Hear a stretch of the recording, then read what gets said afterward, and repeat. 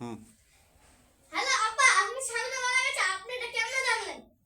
আমি জানলাম কারণ আমি যখন বিদেশে আছিলাম তখন আমার স্বামী হার্ট স্ট্রোক করেছে। আমি আমার এখন বউ পোলাপান নিয়ে দেশে এসেছি।